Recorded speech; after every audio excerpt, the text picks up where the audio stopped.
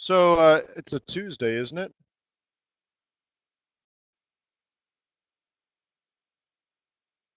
The 2nd of May. Is it a holiday in Europe?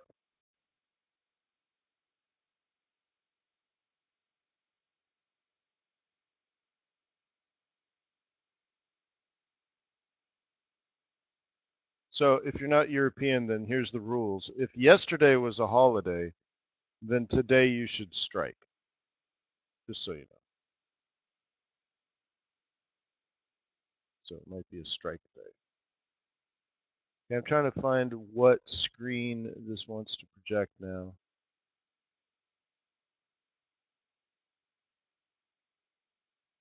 It's not that one. It's not that one.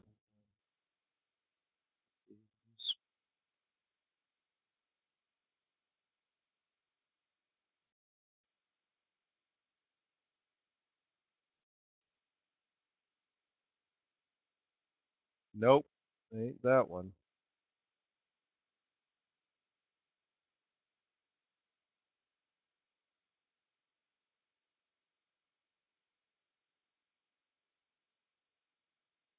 Yeah, everything today is a problem. So what screen is that? So I'm trying to show this one, and it's got to go 8 through 18 screens. Of course, no software on the planet is designed to display that many screens.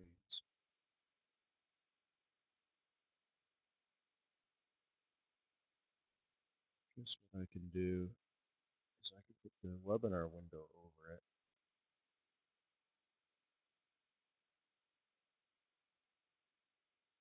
That'll help. All right, hang on.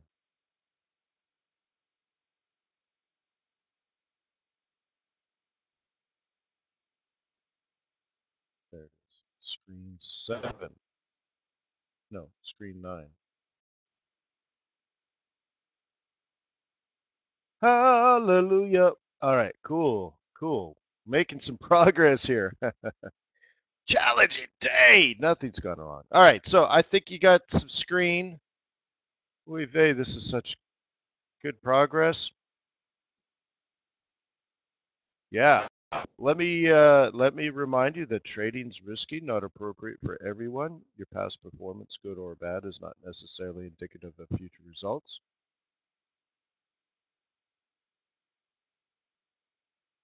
Please do not risk money you cannot afford to lose. Hey, that's cool. I don't even want to like try to run a YouTube video today. I mean, that's just too much. That's just too much way out there technology. So good morning. My name is Wayne McDonell. I am patient. I am disciplined. Helps me get through webinar software. We do these sessions 7:30 in the morning. Yeah, I know 05. Monday through Friday here at Forex.Today. This Friday, however, I'll be at FX Street for trading on farm payrolls live. What was it? 133? 12 years? 11 years? 11 years. So from the bottom of my heart, thank you for being a client at TradersWay.com. We appreciate you. We wake up early and work for you so that you can be a successful Forex trading business. The best way to do that is get out of your way, make sure your trades are executed fast, and make sure your costs are low. And if you ever need to call customer support, to treat you with respect and like an adult. It's a great business model, huh?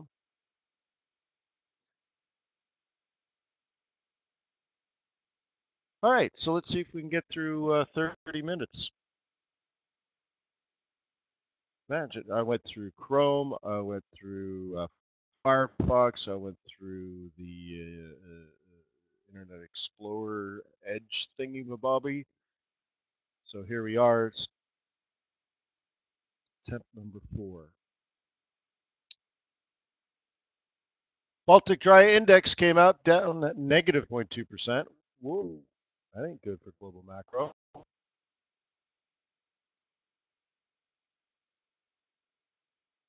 Greek 10-year yield is testing 6% right now.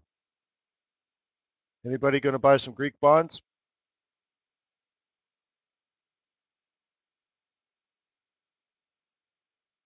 What do Ukrainian bonds pay right now?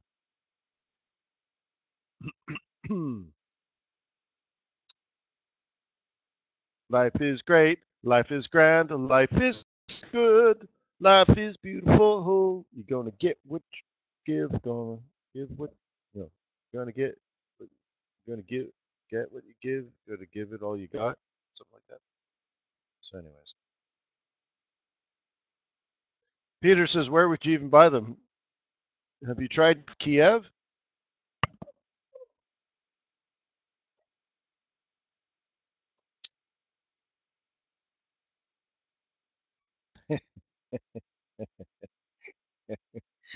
What is that?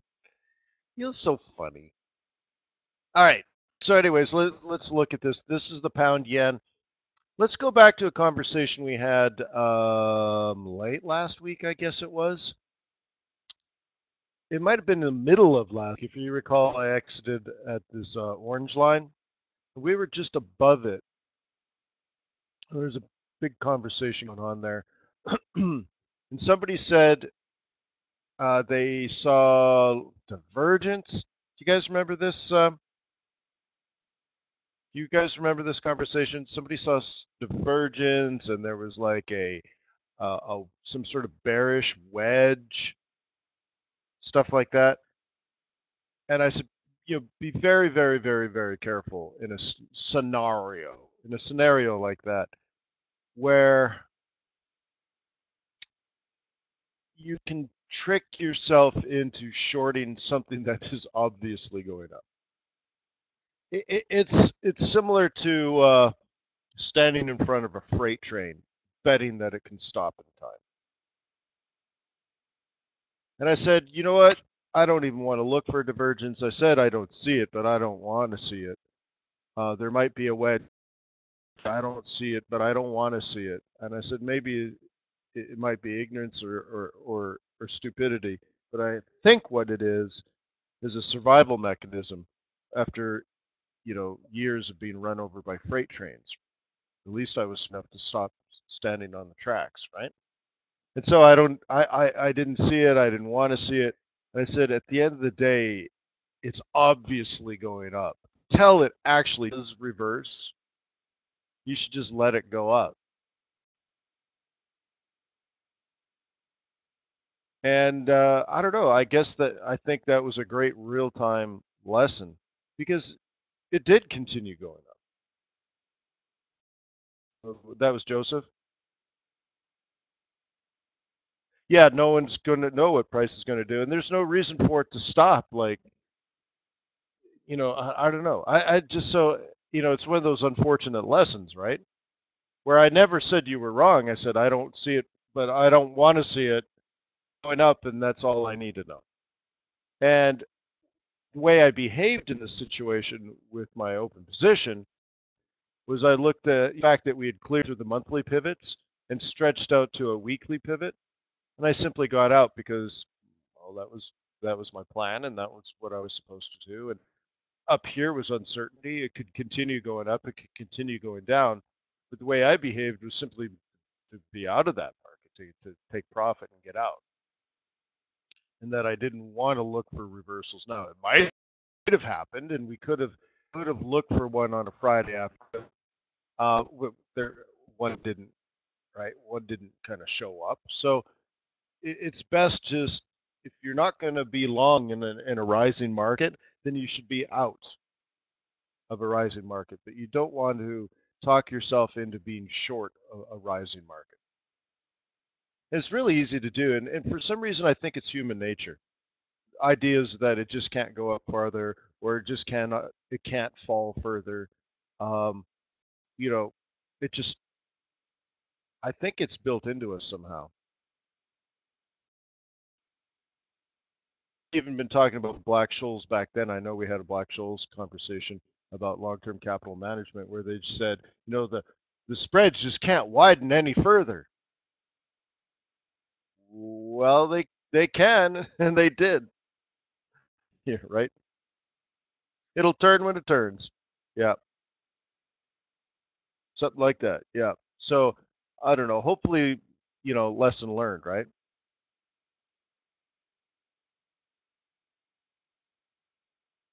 So we simply looked at the next couple of levels of resistance to keep an eye on.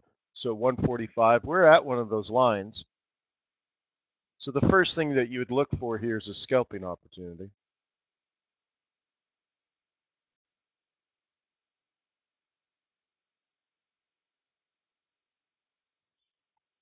right?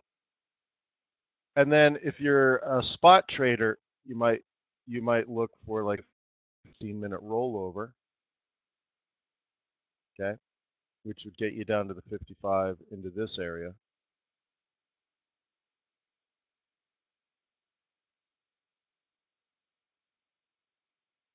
okay? But the only thing you got going on here is, so you got to be pretty careful if you're going to, you know, sell into a rising market. You've got to be pretty careful. But it is something you can, it's what you want to do. Do you believe this is going to roll over? Right. And again, looking at uh, looking at this, we identified this as resistance. I think the bigger one is higher up, right? You see this monthly, weekly resistance. But whatever, it's your bag, baby.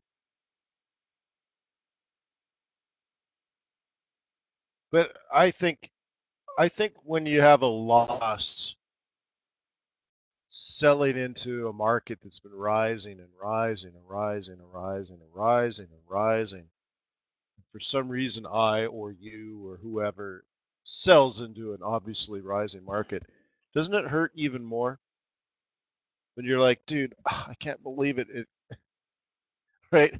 It went higher up. Well, of course it's bullish. Like I'm thinking, and I'm the only idiot on the planet that sold, right? Like if I had just bought it, it would have gone up. I mean, there were clearly more bulls than bears. Man, to me it hurts worse. Like you don't want to be the only one. And often what I try to tell myself is it's not my job to outsmart the market. I'm not supposed to even be the first one in the move per se.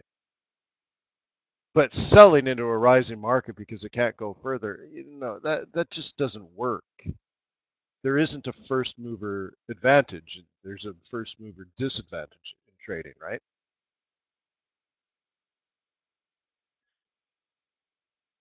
Right. What's important is you're planning ahead and waiting for things. But what are you trying to do? Identify the direction of the market and trade in that direction. Understood? Like maybe even you need to write it down. You're supposed to identify the direction it's going and trade in that direction. It didn't say anything about sell into a rising market. It didn't say predict a reversal before the reversal, right? What happened to the double top, lower low, lower high, 1, 2, 3 hammock stuff, right? That's not first mover. That's not even second mover. That's third tiptoe in, right?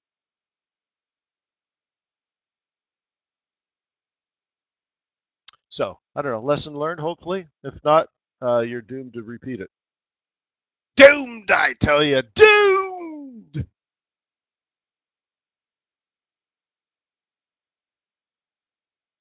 My mama told me when I was young. All right, where are we with gold? Sell zone, Sunday, right? Sunday sell zone, down, roll reversal, down, target. Roger that, target achieved. Cool. But it did edge down. It took a long time, but it did edge down. It's a little lower than it used to be. Hua. Shouldn't fall any further than 1250. But ultimately, what's the goal this month? 1230, 25, 17. Be simple kind of man.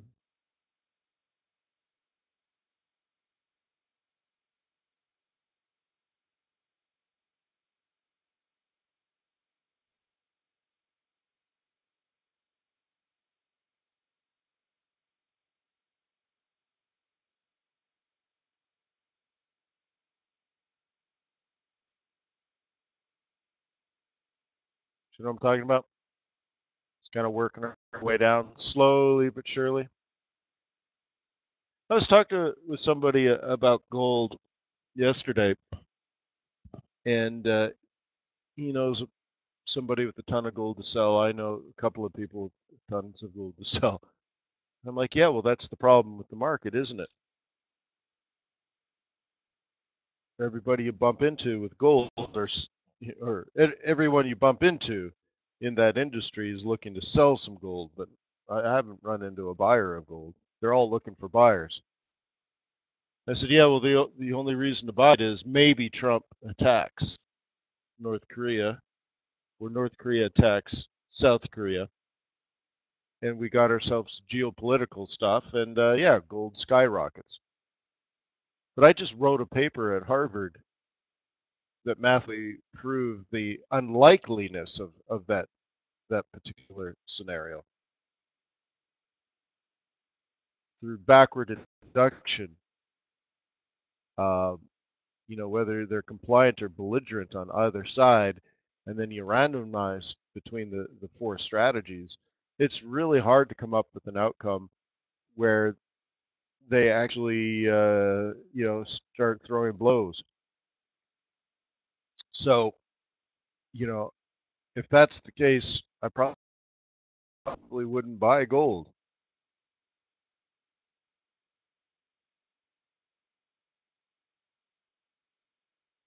right? You want a little bit of risk? Go buy that Greek bond, 6%. You understand? You double your money every 10 years. Do that. Boom.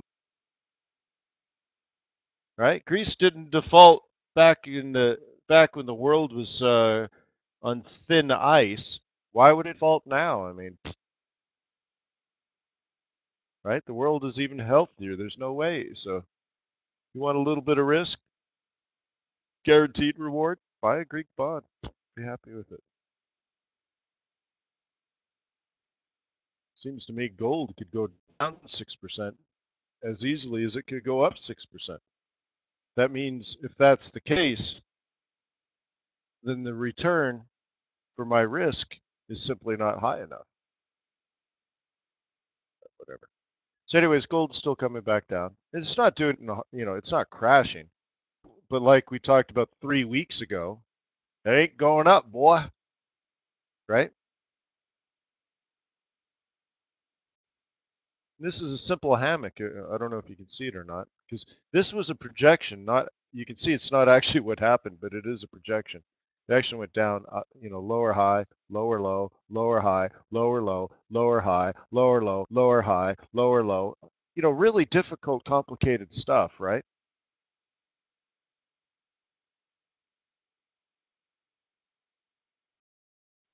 Remember what they teach you, that this world that we're in is completely unpredictable.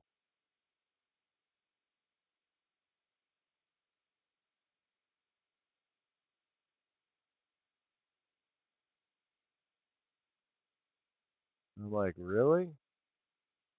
Right, oops.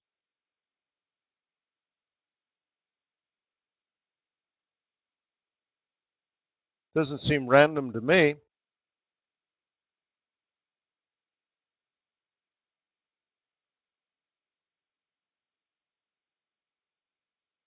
So that was the prediction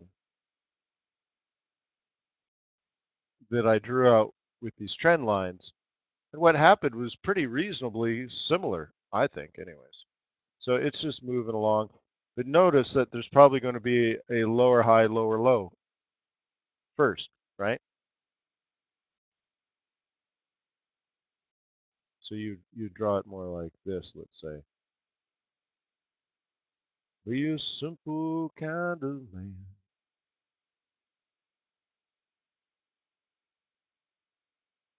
Right? And then eventually down to here.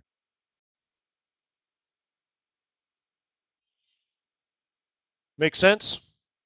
It's only gold.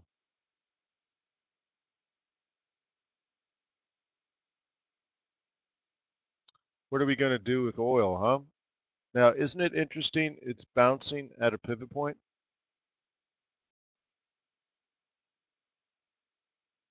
It's kind of interesting, isn't it?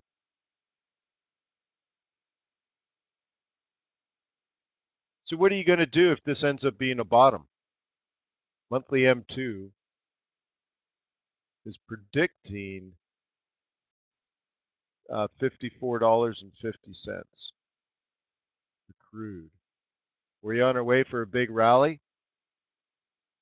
If so, is it bullish now? If not, when would it be bullish? Where would the bears be placing their orders right now?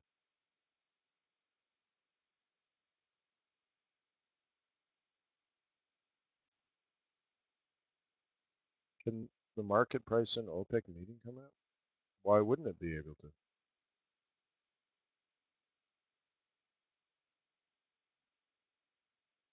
Pizza's $50 for the sell. Yeah, well, I see a monthly pivot in month three, and here's the thing: somebody's playing the monthly M2,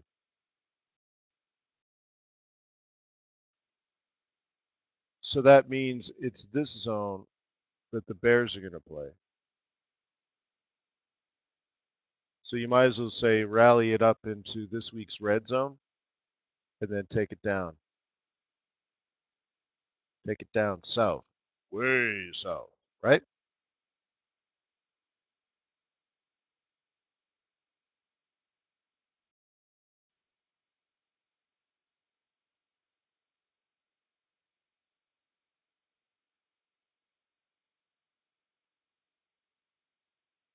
Okay. So you need to make these decisions. Will it go up and then way down, or will it go up, down, or will it just go down? Okay. These are all decisions that you need to make. If you were going to sell it, right, do the weekly move, then you're in the sell zone here, and you're going to try to hit it down there. So what are you going to do?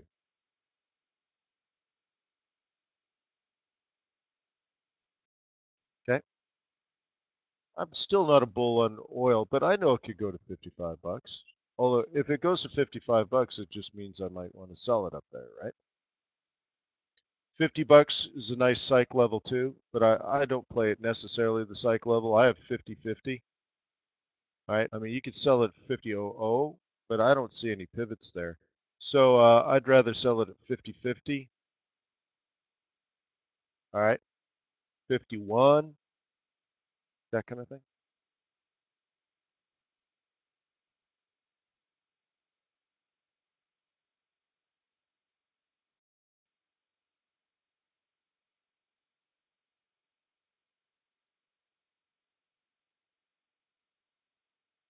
Okay. Take a look at pound Swissy, okay?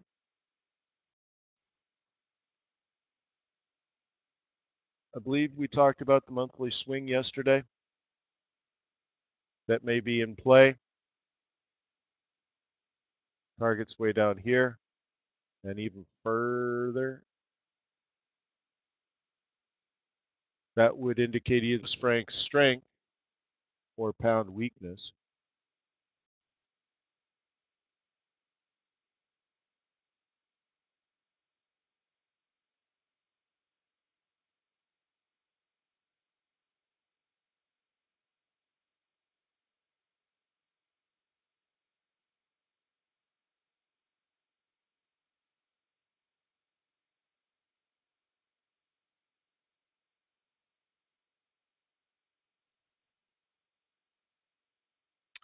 Be a simple kind of man.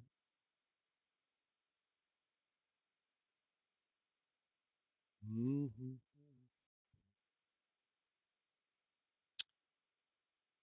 Just wondering what else I'd want to do. Maybe somebody's buying it off the M2. Not quite. Maybe close enough. Okay. Now, long term, I'd love to buy pound and sell Swiss franc. Remember the negative interest rates,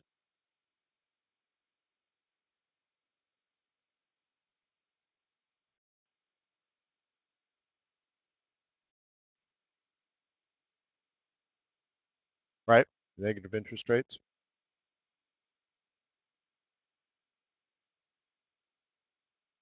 Yeah, and it is a slower moving currency. It's just how it behaves. But slow and steady, steady and slow. Away she always goes.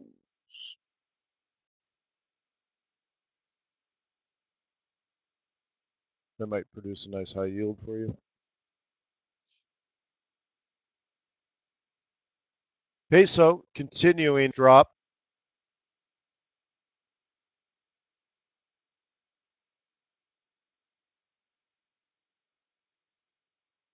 Okay, maybe it's coming to an end. There's only one chance left for it to drop a second time, or another time, I should say, because it's really okay. But yeah, that might be it.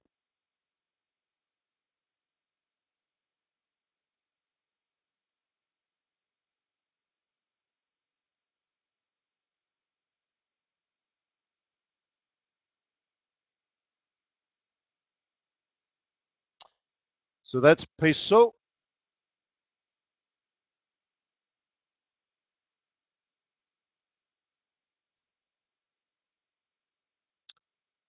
Canadian dollar still trending negative. I was talking to someone again yesterday. I think this year might be a good time to buy uh, commercial real estate in Venezuela if they get a regime change, that is, because you don't want to face the risk of a new government repatriating your investment. And then maybe next year there'll be blood in the street for Canadian real estate. I'm hearing, you can get some luxury condos in Canada for about 20% less than, you know, 5 or 6 years ago, which tells me it needs another year.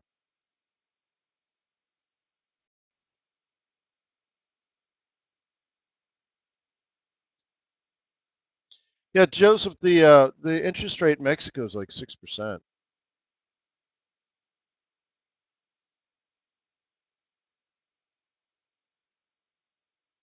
something like that. It's pretty high.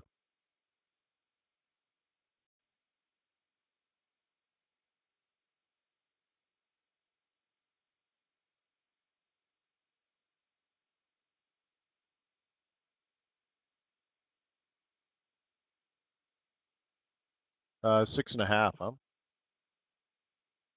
6.5%, ladies and germs.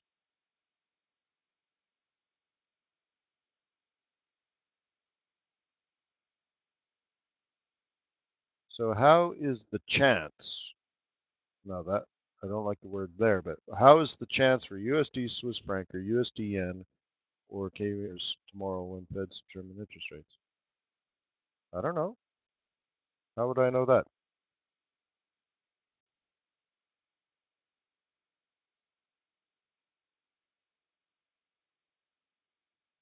So when it comes to the Fed, if they raise interest rates, that should increase the value of the dollar.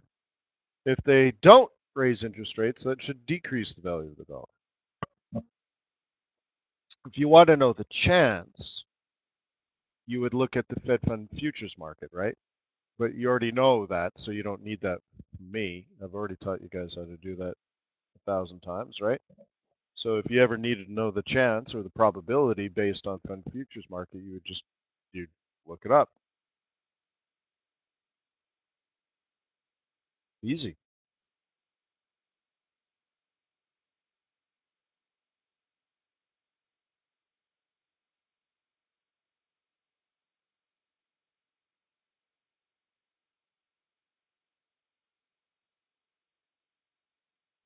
Well, and it also depends on what has been priced in and how they communicate whether they're going to raise more in the future.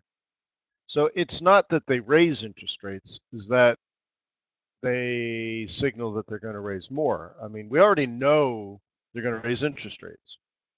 When, not necessarily, and how many times they're going to raise interest rates this year. We don't know that information. So, for example, if they raise interest rates but say no more, that's it for the year, oh, the dollar would plummet. And you're like, well, Wayne, they raised interest rates. Well, they effectively, you know, they effectively lowered interest rates from expectations. You see what I mean?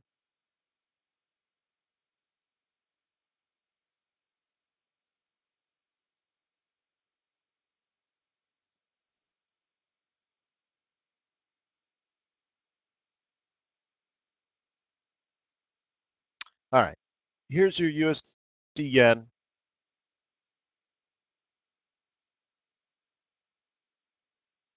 making its way now over 112, which kind of sucks. I was in it at 110.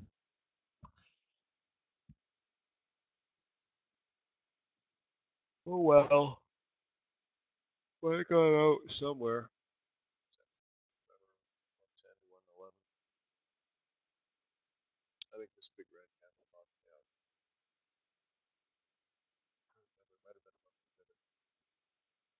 But anyway, so it's moving on up. Next level of resistance is really 112. So there's about 50 more pips into this, right? Right? Just a little bit higher. Maybe if you were a gambler, you'll try to get to 113. But I would highly recommend you take a break, take a time out up there.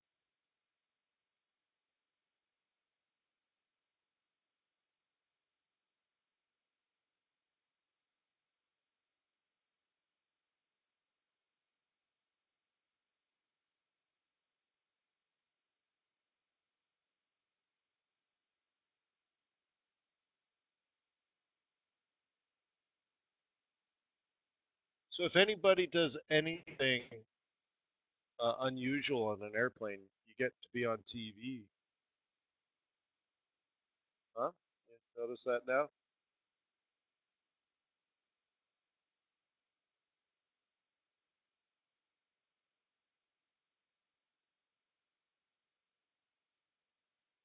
It's kind of scary for those people that are desperate to be on TV.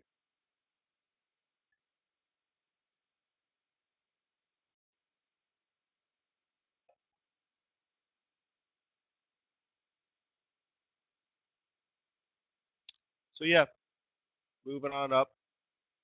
It's all good. Up, up, up, up, up, up, up, up. Okay. Try to recognize the pattern. Okay. You notice how it double bottom, higher high, higher low.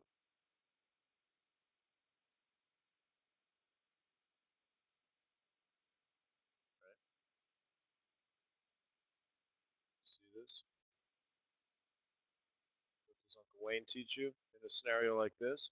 Catch the pullback.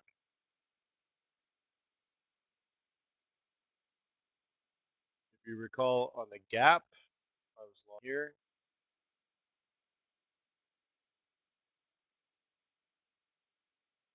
That's the gap trade. There's another one opportunity, right? This I got out in the consolidation, and I can see why because it could. I mean, yes, it's trending up here now, but at the time, it could have easily have come down as it could go up. So when it's 50-50, you should take your money and run. But anyway, so it's working its way up here. Very nice move for the U.S. dollar. but more, it's more yen weakness than the dollar strength. Hopefully, you're enjoying that.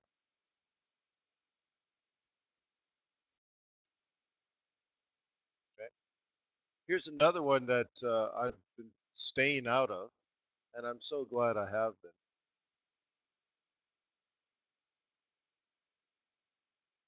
Right? You remember on this big gap, I didn't even want to look at the chart. If you recall back then, I'm like, why would I trade euro? Right? So, anyways, look at this. It's just still just moving sideways and sideways and sideways and sideways and sideways. So,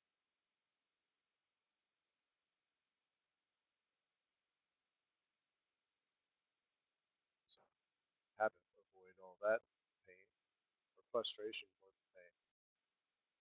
But then, well, again, what do you want to do? Not the beast, sorry, a pound dollar. Uh, what do you want to do with this pig dog?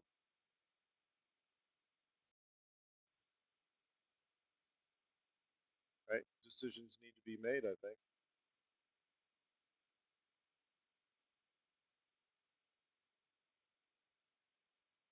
So, you can see if you're going to play the monthly swing, you got a swing top here, try to way down.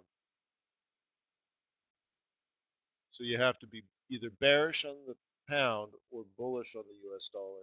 Ideally both if you're going to get a significant move.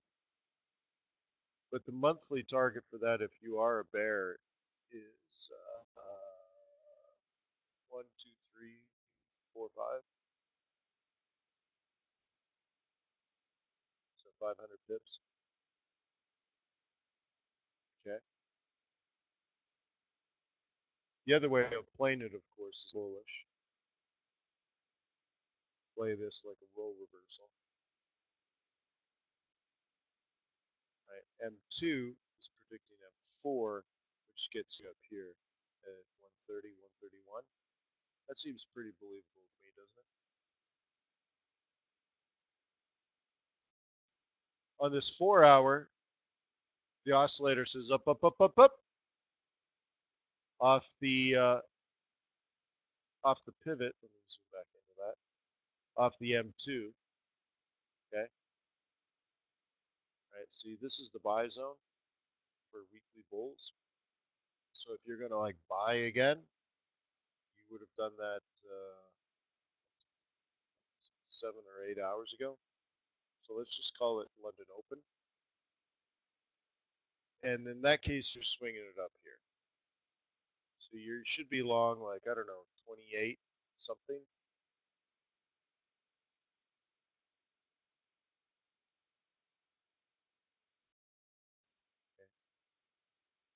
Maybe you can catch a little micro dip to 29. So let's say you're long 29. Your target is it's not quite 31.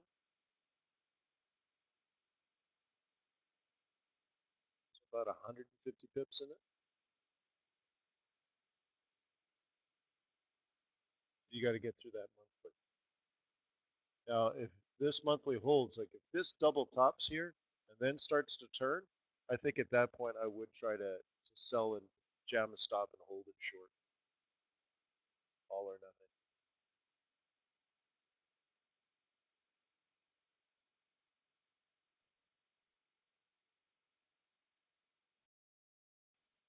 Don't forget we have the dairy auction today. So watch the Kiwi dollar. That's going to move in about 45 minutes. Canadian dollar could also be affected by that. Trade war in the United States. There's a lot of people watching and eyeballing dairy right now.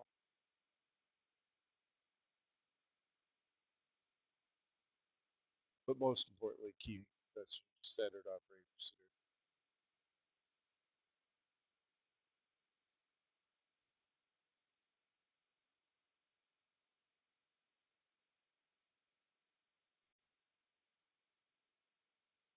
Yeah, well, okay.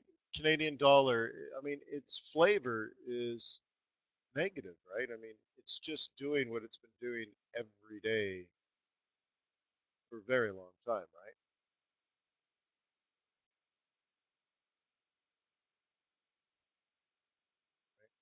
up, down, down, buy, up, down, buy. The only thing is it's so bullish, this pair, USD CAD. It's so bullish right now that it doesn't even give you a weekly swing, right? It gave you an opportunity here, it gave you an opportunity here, and it even gave you an opportunity here. See, this is a swing short zone for anybody that knows how to swing trade, right? If you've taken the course, it's an obvious sell into here. Then look at this one, obvious buy into here. This one, obvious buy into here. I mean, it's perfect. Even the targets are perfect. But this, nothing. You might even got yourself short and then, freaking out right now.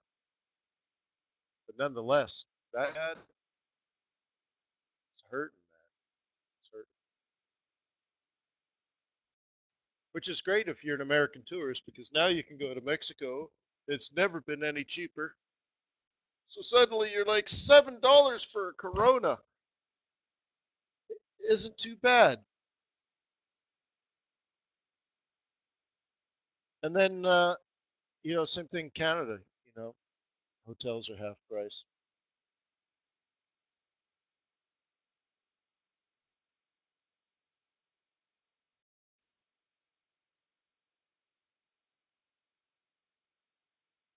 Yes, any the Fonterra Global Dairy Trade Auction data comes out after 9:30. It's not exactly 9:30, but you can just sit on the website.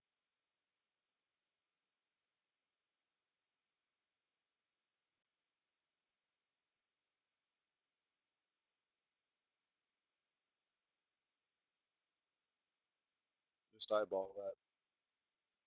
All right, guys. Well, sorry for all the tech problems in the beginning of the day, but we survived.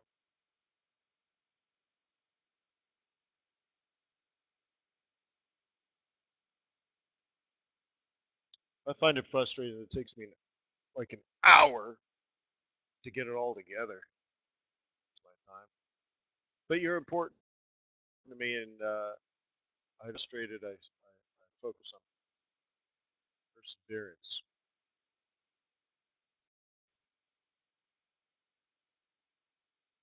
So I'm here for you. I care about you. I want you to succeed. It's in my best interest to have you succeed. It's in your best interest to have you succeed. So let's work together on making that a reality.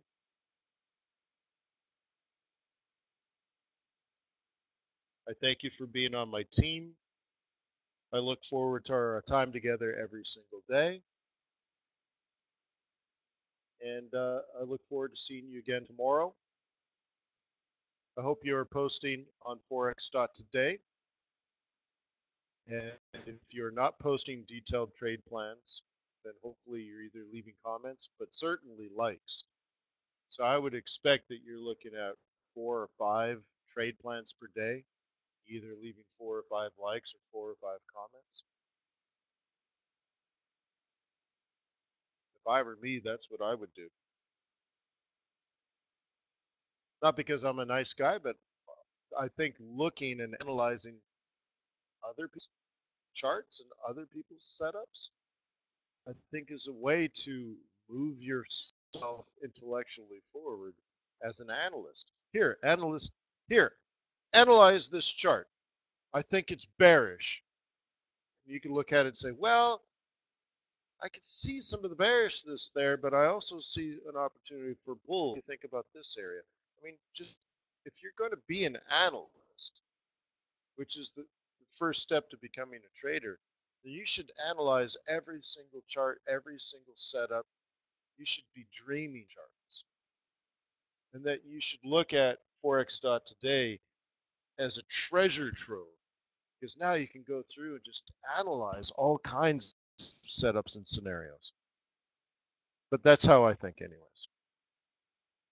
So peace on earth. May the pips be with you. May your profits be above average. I'll see you tomorrow. Peace.